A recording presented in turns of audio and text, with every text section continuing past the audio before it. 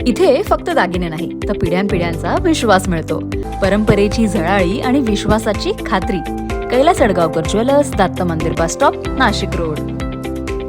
टवाळखोर कारवाईकरिता झोन 1 हद्दीतील गंगापूर पोलीस स्टेशनचे वरिष्ठ पोलीस निरीक्षक, पोलीस उपनिरीक्षक भारत पाटील, महिला पोलीस उपनिरीक्षक प्रियंका कवाद, पोलीस उपनिरीक्षक श्रीराम पाटील, डीबी स्टाफ आणि गंगापूर पोलीस स्टेशन आणि इतर स्टाफ, पंचवटी पोलीस स्टेशन एक अधिकारी आणि डीबी स्टाफ, सरकारवाला police station DB staff Mumbai Naka, police station अधिकारी DB staff Adgaon police station DB staff मसरोड, पोलीस स्टेशनचे अधिकारी डीबी स्टाफ आणि दामिनी पथक सगळ्यांची हजेरी घेण्यात आली.